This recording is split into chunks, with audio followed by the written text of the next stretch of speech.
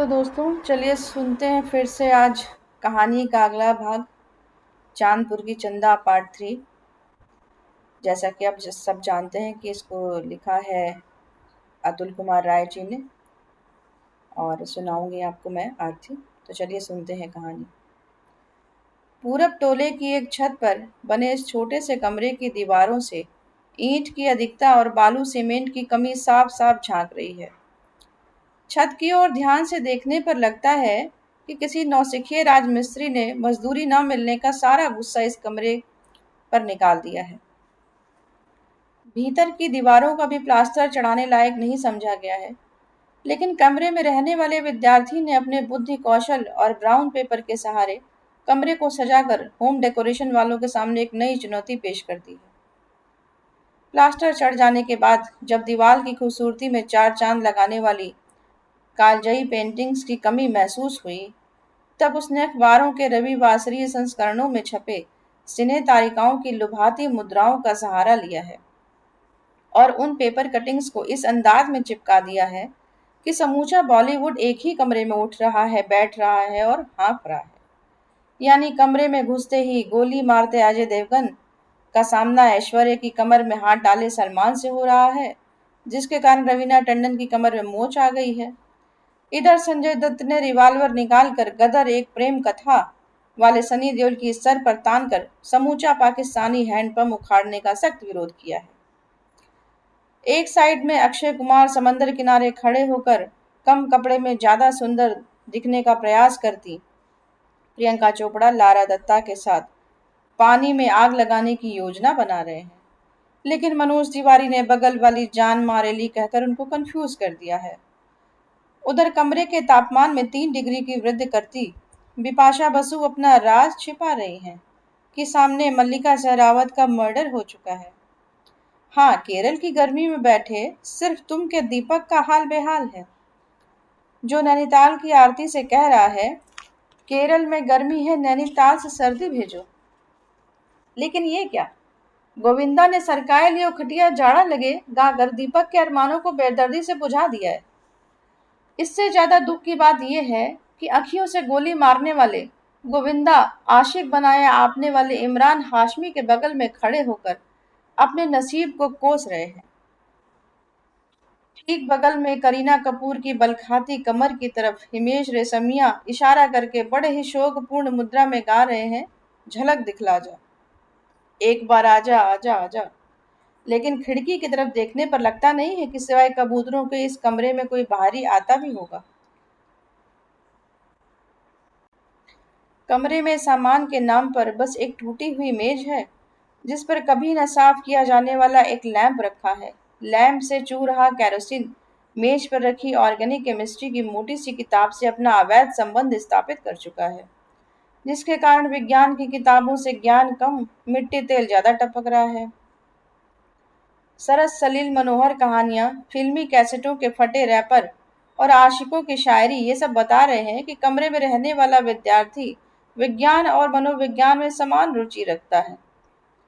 उसकी रुचि के आतंक से इन किताबों के नीचे ढेर सारे मच्छरों के प्राण पखेरु उड़ गए हैं, जो अंतिम संस्कार होने का बेसब्री से इंतजार कर रहे हैं।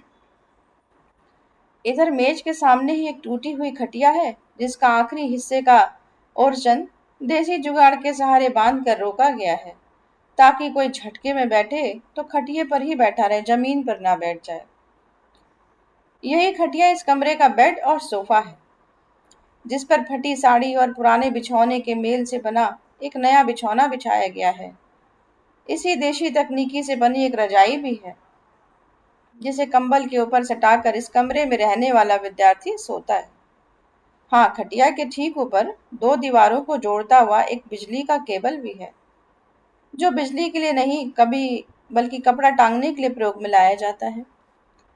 दाहिनी ओर की दीवार में एक अलमारी है, जिसमें फिल्मी ऑडियो कैसेटों के आधे दर्जन कुतुब मीनार खड़े हैं। अभी धड़कन, दिलवाले, मोहब्बतें, हसीना मान जाएगी, बेवफा सनम से लेकर सिर्फ तुम, साजन चले ससुराल, बगल वाली, सामने वाली, ऊपर वाली के रैपर छितराए हुए हैं। कुछ कैसेटों की रीलें उलझी हैं, तो कुछ लिखो फेंको पेन से सुलझाने के चक्कर में टूट गई हैं। इसके ठीक बगल में एक ऑडियो प्लेयर है, जो यूं तो दक्षिण टोला के सुखारी डॉक्टर को दहेज में मिला था, लेकिन डॉक्टराइन ने डॉक्टर साहब को न जाने कौन सा डोज दिया कि एक दिन टूट कर धराशायी हो गया। फिर दूसरे दिन कबाड़ी की दुकान से मैकेनिक की दुकान तक बनते बिगड़ते बिकते इस कमरे में आकर विराजमान हो गया। ऑडियो प्लेयर के आगे का हिस्सा छोड़कर सारे कल पुर्जे खुले हैं। बेतरतीब तरीके से जोड़े गए तारों को देखकर लगता है कि इस यंत्र को ठीक करने में क्षेत्र के सारे मिस्त्रियों ने थोड़ा थोड़ा मंत्र फूंका है। लेकिन फूकन की दुकान पर टेस्टिंग के दौरान समूचा सिस्टम ही फूक गया है। फिर भी विद्यार्थी ने हार ना मानते हुए इसको बजने लायक बनाकर अपने हुनर का लोहा मनवा दिया है। यही कारण है कि इतनी मेहनत और उद्यम से पैदा होने वाले हो रहे संगीत को अकेले ना सुनकर समूचे चांदपुर को सुनाने का फैसला किया गया है और इसके लिए 2 साउंड बॉक्सों को छत पर लगा दिया गया है।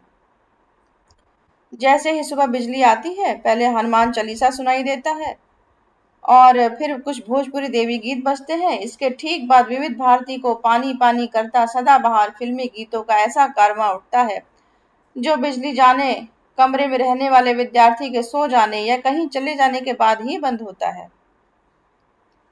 लेकिन इधर कई दिनों से चांदपुर उदास है। बिजली भी नहीं आई है और एक हफ्ते से धूप तो हुई नहीं है। जाड़ा कुछ ज्यादा ही बढ़ गया है। आदमी तो आदमी, चांदपुर के पेड़ पौधे, चिड़ई चुरुंग तक सिकुड़ रहे हैं। लेकिन आज भगवान भास्कर की बड़ी कृपा हुई है।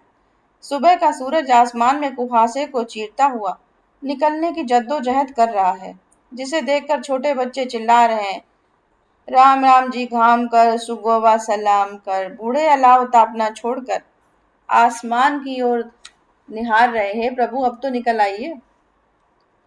अचानक धूप का एक टुकड़ा धरती पर दस्तक देता है। आंखों में बैठा कुहासा छटने लगता है। सहसा पछुआ चलती है। सरसों की पीली पीली चुनरी ओढ़े खेत एठलाते हैं। मटर के फूलों पर शीत की बूंदें मोतियों की तरह चमकती हैं और देखते ही देखते इस कुहासे और धूप की लड़ाई में एक नर्म धूप का टुकड़ा इस विद्यार्थी के कमरे में आकर उसे चौंका देता है, मानो कान में कह रहा हो, अब तो उठ जाओ। लेकिन ये क्या, 9 बजने को है और विद्यार्थी अभी तक सो रहा है। अचानक कमरे के ठीक नीचे राकेश ने साइकिल की घंटी बजाई, मानो उसने गुप्त भाषा में किसी से कोई बात कही हो। लेकिन इस गुप्त भाषा का किसी पर कोई असर नहीं हुआ। फिर लगातार 3 बार घंटी बजी, लेकिन इस बार भी जवाबी कार्रवाई शून्य रही। बार बार घंटी बजाने के बाद भी जब कहीं कोई असर नहीं हुआ, तब राकेश ने घंटी की आवाज और स्पीड दोनों में वृद्धि कर दी और कई मिनट लगातार इस लय में बजाया, मानो सत्यनारायण भगवान की कथा अब शुरू होने जा रही हो। लेकिन इस लयात्मक कथा का न किसी देवता पर असर हुआ, न किसी जानवर पर और न ही किसी पेड़ पौधे पर। अचानक राकेश का धैर्य टूटा और वो पूरे जोर से चिल्लाया, मंटुआ रे, ए मंटुआ, रे उठ रे, पिंकिया गई, स्कूल चलना है कि नहीं? 9 बज गया रे बेहुदा, आज तुमको मनोहर मास्टर बुलाए हैं। लेकिन ये क्या, इस पुकार पर भी कोई प्रतिक्रिया नहीं हुई। राकेश का सारा धैर्य टूट गया। उसने मान लिया कि सोते हुए आदमी को उठाना तो बहुत आसान है, लेकिन नाटक करने वाले को उठाना वाकई कठिन काम है। अगर भगवान इस लौंडे को हमेशा के लिए उठा देते तो ज्यादा अच्छा रहता। उसकी झल्लाहट बढ़ने लगी। उसने साइकिल को दीवार के सहारे खड़ा किया और छत पर जाने के लिए तेजी से कदम बढ़ाने लगा। लेकिन जैसे ही सीढ़ी पर उसका पहला कदम पड़ा कि सामने से आ रही एक तेज आवाज से उसके कदम ठिठक गए। रे रकेशवा, रुक, जानते नहीं हो लाट साहब 10 बजे तक सोते हैं? तुमसे कुछ छुपा है कि आकर चिल्ला रहे हो? अपना काम देखो। इसको जो पढ़ना है ये पढ़ चुका है, हम इसका भविष्य जान गए हैं। ये रात भर फिल्मी गाना सुनेगा, 10 बजे उठेगा, फिर एक थरिया खाकर बबरी झाड़ कर रेडियो लेकर सरयू में नाव चलाएगा।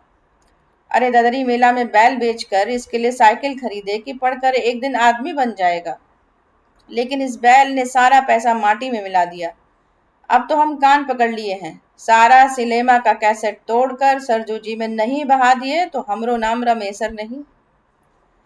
इसी डांट के बाद सीढ़ी चढ़ रहे राकेश के पैर सुन्न हो गए। वो यंत्रवत खड़ा हो गया, मानो चाहकर भी पैर आगे न बढ़ रहे हों। उसने नजरें नीची कर ली और पीठ पर टंगा झोला झाड़ने लगा।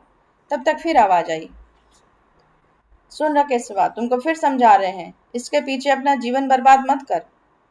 पूरब टोला से लेकर पश्चिम टोला और उत्तर टोला से लेकर दक्षिण टोला तक कौन लड़का है जो 10 बजे तक सोता है? इसी के साथ पढ़े जोगिंदर चौधरी के लड़के बीटेक्स की तैयारी कर रहे हैं और ये ससुर 3 साल से इंटर में फेल हो रहे हैं। तुमको भी फेल होना है? इस प्रश्न के बाद तो राकेश को मानो सांप सूंघ गया। उसकी बोलती बंद हो गई। अचानक से एक लड़की की आवाज आई, बाबूजी वो बीटेक्स नहीं, बीटेक कहा जाता है। बीटेक्स तो मलहम होता है। इतना आवाज सुनकर बाबूजी भड़क गए। तुम चुप रहो, ज्यादा अकेला फुआ न बनो, जाकर मेरा कुर्ता लाओ। इस बात के बाद लड़की चुप हो गई। सीढ़ी पर खड़ा राकेश भी सहम गया। इधर चूल्हे पर लड़की की माँ रमावती खाना बना रही हैं और थाली में खाना परोसती जा रही हैं। तेज आवाज में बोलने वाले रमेशर को आज कचहरी जाना है, लेकिन मंटू के कारण गुस्सा है, जो जाने का नाम नहीं ले रहा है। अचानक रमावती की तरफ देखते हुए रमेशर बोले, देख ले, राजा बाबू राम राम के बेरा मूड खराब कर दिए। बैठ कर रोटी बेल, हो गया कचहरी और खोज लिए दामाद। चूल्हे पर रोटी बना रही रामवती ने चूल्हा फूकना छोड़कर हाथ झाड़ा और बड़े प्रेम से बोली, जाने दो, बच्चा तो है अभी। इस उम्र में सबका यही हाल होता है, बड़ा हो जाएगा तो समझदार हो जाएगा ना। हाँ, यही कहकर तो तुमने इसको बिगाड़ दिया। बिया हो गया होता तो इसके बच्चे अब तक स्कूल जा रहे होते। इसकी उम्र में हम 4 भैंस रखते थे, बाबूजी अकेले थे। हम ही दियरा से चारा काट कर कपार पर लाते थे, फिर काटते थे, तब भैंस खिलाकर पैदल पढ़ने जाते थे। आज न भोजन झट से मिल रहा है तो नवाबी चढ़ी है राजा साहब को। रमावती चुप रही।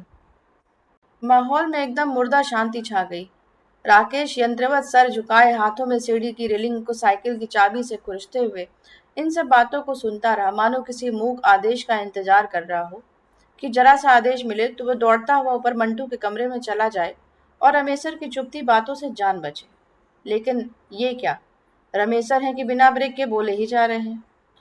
रमावती को राकेश का चेहरा देख दया आ गई। स्नेह देखते हुए और बात बदलते हुए पूछा, और बता राकेश, माई कैसी है तुम्हारी? राकेश ने लाचार दृष्टि बनाई और रमेशर की गुस्सैल आंखों से नजरें बचाकर कहा, एकदम ठीक है मौसी। गठिया ठीक हुआ? पहले से ठीक है मौसी, कल ही बलिया अस्पताल से दवाई लेकर लौटी हैं। डॉक्टर ने कहा है कि हमेशा के लिए तो नहीं, लेकिन चलने फिरने भर की हो जाएंगी। इस जवाब के बाद खाना खा रहे रमेशर की आवाज फिर तेज हो गई। सीढ़ी पर खड़े राकेश की तरफ देखा और बोलने लगे, ए राधा श्याम का बेटा, पढ़ो लिखो नालायक, वरना अपने बाप की तरफ चांदपुर घाट पर नाव चलानी पड़ेगी और माई किसी दिन गठिया से मर जाएगी। लीजिए हुआ बवाल। रमावती को रमेशर की इस बात पर इतना तेज गुस्सा आया कि चिमटा फेंक कर रोटी सेकना छोड़कर गरजने लगी। यह अपशकुन मुंह से निकालते हुए लाज नहीं लगा?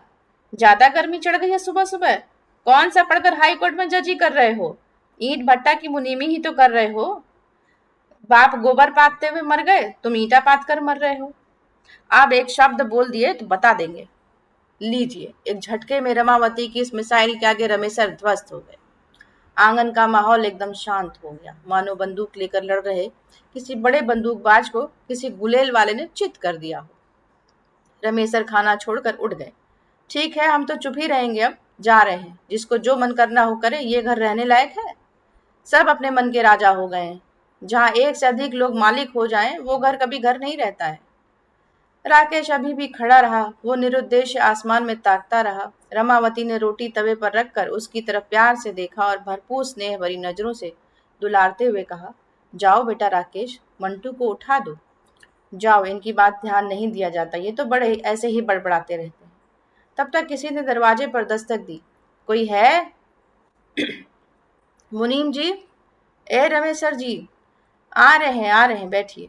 रमेशर ने उत्तर में आवाज लगाई और आंगन में गड़े हैंडपंप पर हाथ धोते हुए कहा, ए गुड़िया, ठाकुर को पानी पिलाओ, लग रहा कहीं से कोई समाचार आया है। गुड़िया मीठा पानी लेने चली गई। रमेशर गमछा कंधे पर रखे और दालान में चले गए। इधर सीढ़ी पर खड़े राकेश के जान में जान आई। एक ठंडी सांस लेकर सीढ़ी चढ़ता गया और सोचता गया कि हे भगवान, जान बची तो लाखों पाए, इस मंटुआ कमीने को तो आज छोड़ना नहीं है। इसी ख्याल से कमरे में घुसते ही सबसे पहले उसने मंटू की रजाई खींची, फिर बेडशीट हटाया, तकिया फेंक दिया और मंटू की पीठ पर जोर का मुक्का जमाते हुए कहा, रे कमीना, 4 लाठी देंगे अभी, 1 मिनट में सारी आशिकी भीतर घुस जाएगी, फिर सोते रहना 13 बजे तक। पता है मौसा कितना बोले हैं हमको? बंदूक होता तो अब तक सारा चांदपुर दियारा धुआं धुआं हो गया होता। लेकिन ये क्या? इन बातों का मंटू के ऊपर कोई खास असर नहीं हुआ। बस इतना ही हुआ कि उसने हाथ पैर मोड़कर एक कुंभकर्णी जमाई ली और फिर आंख बंद करके सो गया। ये देखकर राकेश का बचा खुचा धैर्य भी टूटने लगा। वो याचना की मुद्रा में आ गया। अरे, अरे मंटुआ, उठ भाई। बा क्या, सोने दे। काहे नहीं उठ रहे? 9:30 बज रहे, स्कूल नहीं चलना क्या? नहीं जाना। गुस्से में राकेश ने रजाई फेंक दी। मत जाओ साले, पिंकिया जा रही है। आज परीक्षा का डेट आने वाला है, सोचा कि बता दें तुमसे। लेकिन आज हम कान पकड़ रहे हैं, आज के बाद पिंकिया जाए या पूनमी आए, क्लास चले या बंद रहे, अब हम तुमको कभी जगाने नहीं आएंगे, न कभी तुम्हारे घर आएंगे, कसम खा रहे हैं। राकेश इतना कहकर अलमारी में रखे कैसेटों का औचक निरीक्षण करने लगा। अचानक कमरे में लगे 2-4 पोस्टरों को देखकर उसके मिजाज में नरमी आ गई। ठीक है, सो जाओ। हम ये मोहब्बतें वाला लेकर जा रहे हैं, धड़कन का तुम हमारा लिए हो, याद रखना। एक मेरा बेवफा सनम वाला प्रदीपवा लेकर चला गया है, कह रहा था कि सुखरिया की साली को सुनाना है। साली ने उसका दिल तोड़ दिया है। साला अपना दिल और मेरे कैसेट का रील दोनों तोड़वा लाया है। मिल जाए जरा, उसकी भी आशिकी भीतर घुसानी है। इतना कहकर राकेश कमरे से निकलने लगा, मानो अब भैंस के आगे बीन बजाने से क्या फायदा। जाते जाते थक हार कर एक रामबाण दवाई का प्रयोग कर दिया। सो बेटा सो। पिंकी आज ददरी मेला वाला पियर का सुटरवा पहनकर जा रही है। ये सुनते ही मंटू में एक ऐसी अदृश्य शक्ति का विस्फोट हुआ जिसका जिक्र प्रेम के किसी शास्त्र में नहीं किया गया है। उसकी आंखें खुल गईं, खोई हुई चेतना वापस आ गई, मानो प्यासे जेठ को सावन ने आवाज दे दी हो। उसने अपने बिखरे बालों को ठीक किया और एक दिलकश जमाई लेकर बड़े प्रेम से राकेश की तरफ देखकर बालों में उंगलियां फिराते हुए बोला, सही में पिंकिया जा रही है? नहीं नहीं, कहाँ जा रही है? वो तो हम झूठ बोलने की प्रैक्टिस करने आए थे ना। मंटू इस व्यंग्य बाण से चुप हो गया। राकेश ने मफलर संभालते हुए प्रेम से कहा, यार अपने मौसा को समझाते क्यों नहीं हो? साला बोलने लगते हैं तो झांझा मेल की तरह रुकने का नाम ही नहीं लेते हैं। मंटू ने राकेश की शिकायतों को नजरअंदाज करते एक जोर की अंगड़ाई ली और तकिया गोद में भर के राकेश की तरफ देखने लगा। अरे यार राकेश, मौसा को मारो गोली। पता है हम साला बड़ा खतरनाक सपना देख रहे थे यार। जानते हो, देख रहे थे कि मेरी साइकिल पिंकी की साइकिल में टकरा गई है और हम दोनों सरसों के खेत में गिर गए हैं। रे चिरकुट आदमी, ज्यादा शाहरुख खान मत बनो। पहले साइकिल का पंचर तो बनवा लो, तब ना साइकिल लड़ाओगे। राकेश की इस शिकायत का मंटू पर कोई असर नहीं हो रहा था। उसने बाहों को हवा में फैलाकर जमाई ली और फिर पूछा, ए राकेश, सही में पिंकिया जा रही है कि दीपावली पर तुम मुझसे आज तक दीपावली की तरह आज भी मुझसे मजाक कर रहे हो? राकेश को गुस्सा आ गया। ठीक है, हम मजाक कर रहे हैं, तुम सो जाओ आराम से, हम जा रहे हैं। राकेश की इस बात से मंटू की मनोदशा में क्रांतिकारी परिवर्तन आया। अरे 5 मिनट रुक मेरे भाई, 5 मिनट बस। बस भाई ना, बस भाई। मंटू ने झट से याचना की मुद्रा बना ली। राकेश तटस्थ भाव से खड़ा रहा। भाई ना, बस बस 5 मिनट। मंटू ने फिर वही याचना दोहराई। राकेश कपार पर हाथ रख के खटिया पर बैठ गया। चंद सेकंड के अंदर मंटू देह तोड़ता आईने में बालों को ठीक करता, एक फिल्मी सीटी बजाया और 4-5 खूब गहरी सांस लेकर घड़ी में देखा कि सुबह के 9:20 हो गए हैं। लैंप के द्वारा केमिस्ट्री की किताब में रासायनिक परिवर्तन हो गया है। उसने लैंप को मेज के नीचे रख दिया और सीधे लोटा लेकर नीचे भागा। 5 मिनट के भीतर जैसे तैसे मुंह धोकर मंत्र स्नान करके कपड़ा पहनकर फटाफट स्कूल बैग लिए कमरे में लगी प्रियंका चोपड़ा के बेहतरीन अंदाज का दर्शन कर मन ही मन आएगा मजा बरसात का, तेरी मेरी दिलकश मुलाकात का पाठ किया और मन ही मन मान लिया कि भले अभी आग नहीं, पानी नहीं, प्रियंका चोपड़ा नहीं, लेकिन वो अक्षय कुमार से जरा भी कम नहीं।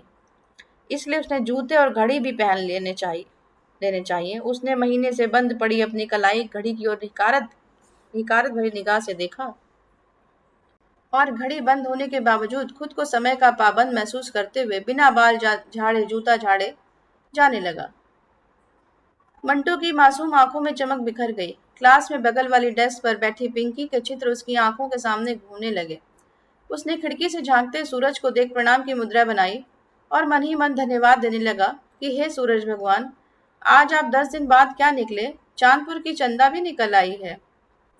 मन पुरैन की पात पर गिर रहे पानी जैसा छलकने लगा कि अचानक इस धन्यवाद कार्यक्रम में ब्रेक लग गया। नीचे से तेज आवाज आई, टिफिन ले जाए बबुआ, मौसी भूख नहीं है। अरे नलायक, खा के तो जा। अरे खाकर आकर खा लेंगे मौसी, अभी तो क्लास शुरू हो रही होगी। इस बात पर फिल्म दीवाना का कैसेट उलट पलट रहे राकेश के चेहरे पर व्यंग भरी मुस्कान तैर गई, मानो मन ही मन कह रहा हो कि कौन सी क्लास जा रहे हो बेटा, हमको सब पता है। मंटू ने जूता पहनते हुए राकेश से पूछा, आज संस्कृत वाले सर आएंगे? नहीं रे, तिवारी जी जब से इंग्लिश मीडियम वाली लड़की से बियाह किए हैं तब से उनका ही सारा रूप और लकार खराब हो गया है। और इतिहास वाले? इतिहास क्या चलेगा रे, मास्टर साहब खुद चलने लायक नहीं है। जिस दिन होमो सैपियंस के बारे में बताकर घर जा रहे थे उसी दिन टीएस बांधकर उनको एक बंदर ने काट लिया। इस बात पर मंटू के मुंह से स्वाभाविक रूप से हंसी निकल आई। शर्ट की बटन बंद करते हुए बोला, तुम बहुत हरामी हो रहे रकेशवा, क्या मनोहर मास्टर भी नहीं आएंगे? आएंगे यार, वो नहीं आएंगे तो कौन आएगा, चलो तो पहले। बस बस भाई, 1 मिनट। मंटू बड़ी तन्मयता के साथ अपने देशी झोले में काव्य संकलन गद्य संकलन के बीच में 2-4 इंटर की गाइड और 1-2 ऐसी किताबें रखकर सीढ़ी उतरने लगा जिन्हें क्लास के खाली घंटियों में पढ़ने का चलन अब अपने अस्तित्व की अंतिम लड़ाई लड़ रहा था। आंगन में उतरते ही उसने मुंह गोल करके सीटी बजाई और गुनगुनाने लगा, वो लड़की नहीं जिंदगी है मेरी। गाने को अनसुना कर सामने खड़ी रमावती ने टोका, सुनो मंटू। क्या मौसी? बेटा अब तो समय से उठा करो, कब तक मौसा को हम मनाते रहेंगे? आज बहुत नाराज थे। राकेश से पूछो, तुम्हारे चक्कर में कितना सुनना पड़ा है मुझे। आज ये भी सुन लिया, पता नहीं बेचारा मन में क्या सोच रहा होगा।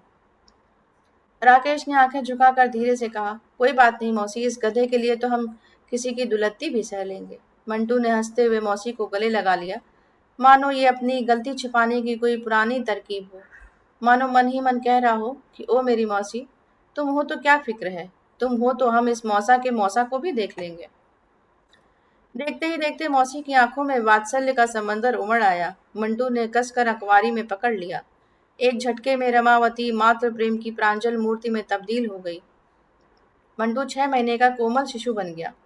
उसकी गहरी आंखों में ठहरा प्रेम छलक कर पूछने लगा, क्यों सहती हो मेरे लिए किसी की बातें? कहाँ से लाती हो इतनी ममता, इतनी करुणा और इतना धैर्य?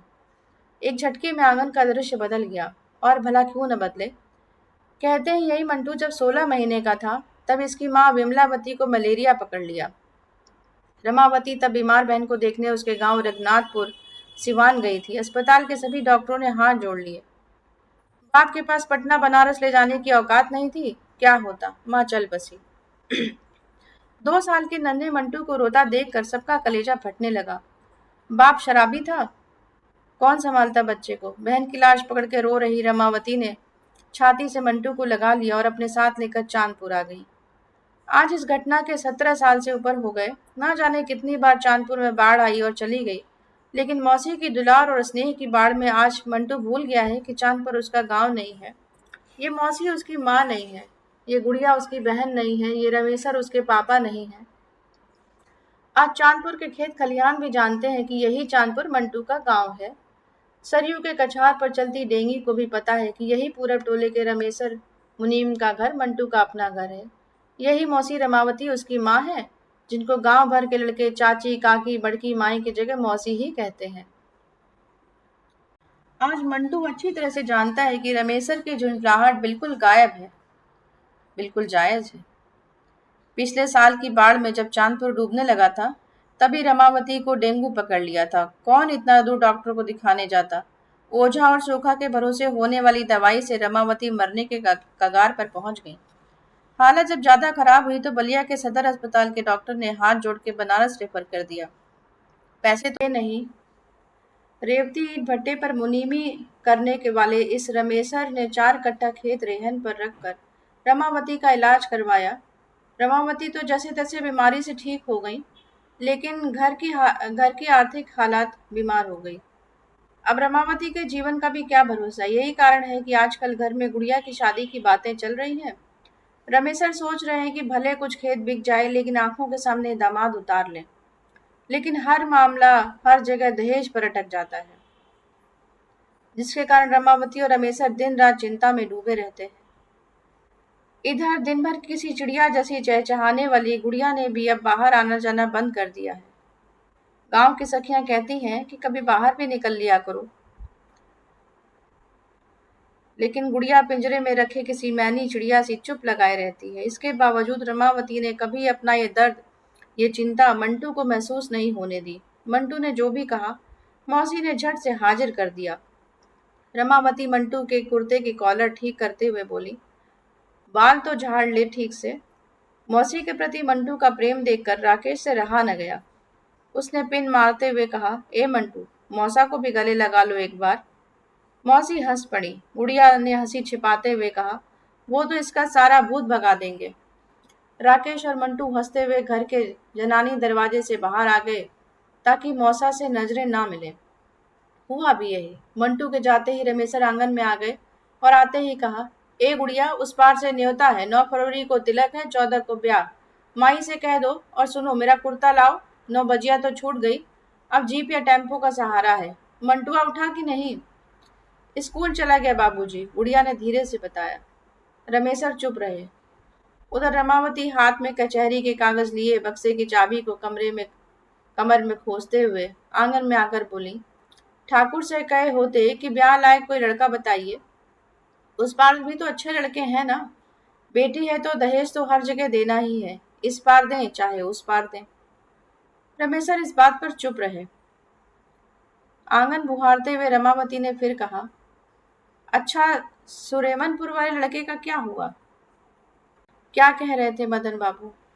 कह क्या रहे थे? 3 लाख और एक गाड़ी, पूरा गहना, टीवी, फ्रिज, कूलर सब मांग रहे हैं। लड़का विकास भवन में चपरासी है। हीरो होंडा गाड़ी छेका में ही चाहिए, कहाँ से दें? रमेशर ने कुर्ते की बाह को चढ़ाते हुए कहा। रमावती का चेहरा उदास हो गया। मुंह क्यों बन गया बोलो?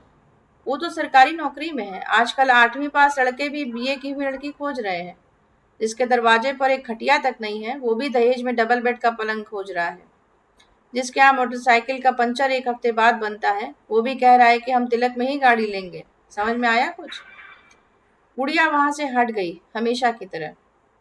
जब जब ब्याह की बातें होती हैं, बाबूजी की ये सब बातें उसके कानों में पत्थर के तीर की तरह चुभती हैं। एक अनजाना अपराध बोध उसकी सांसें तेज कर देता है। रमेशर गमछा, शॉल और झूला लिए घर से निकल गए। दरवाजे पर खूंटे से बंधी बछिया गुड़िया की तरफ देखकर बोलने लगी। घर का पोसुआ कुत्ता मोती उसके आगे आकर पूंछ हिलाने लगा। तब तक घड़ी 9:45 बजा चुकी थी। सूरज की किरणें अब आंगन तक आने लगी थी। आंगन की नीम पर बैठी चिड़िया ने फुदकना बंद कर दिया था। बगल के किसी घर से रेडियो की आवाज आ रही थी, जब तक पूरे ना हो फेरे साथ, तब तक बबुनी नहीं बबुआ की। तो दोस्तों, आज की कहानी यहीं तक है। उम्मीद है आप सबको कहानी पसंद आ रही होगी। और अगर कहानी पसंद आ रही है तो प्लीज़ लाइक कीजिए, शेयर कीजिए, सब्सक्राइब कीजिए and press the bell icon. Thank you so much.